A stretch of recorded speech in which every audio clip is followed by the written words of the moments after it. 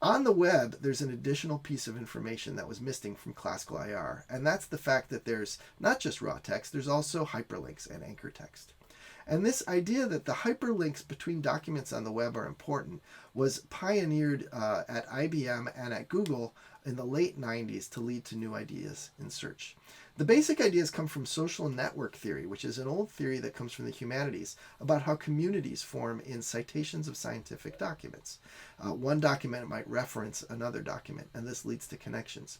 It was also used in theories of how communities are built, in terms of who knows whom in a community. You may have heard of the idea of 6 degrees of separation. That's a social network theory idea as well.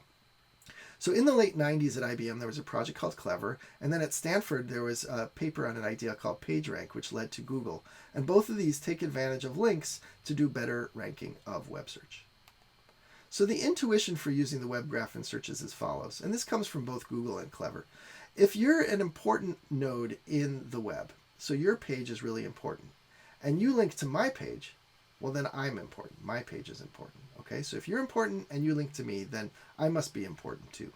And that's a recursive definition. And so we need a recursive computation to kind of achieve that definition. And the way we'll do that is we'll start with a graph in which every node is weight 1. So everybody starts with a weight 1.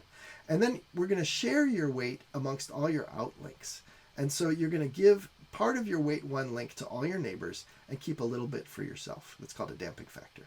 And then we're going to repeat this until things converge. So basically in round 2, I've received some inbound weights from my neighbors, and I've given away some of my weights to my neighbors.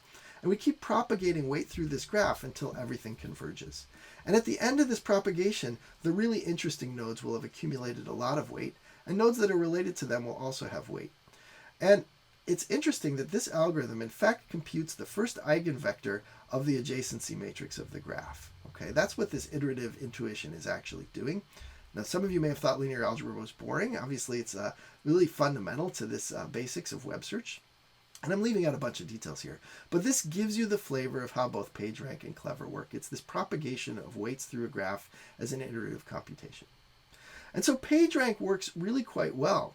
I recall actually seeing early demos of the Stanford version of the Google search engine where they would do searches for documents, and the documents would come back sorted pretty well, and they didn't use TF-IDF or any other schemes at all. They simply used PageRank to rank documents.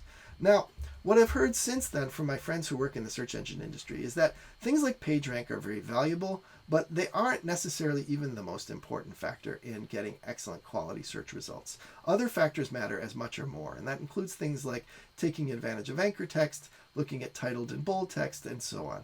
So there's a lot of tweaking that's gone on in web search over time, and PageRank is rightly famous for having given birth to Google, but actually is only one of the ingredients in the sauce that makes up excellent search ranking on the web.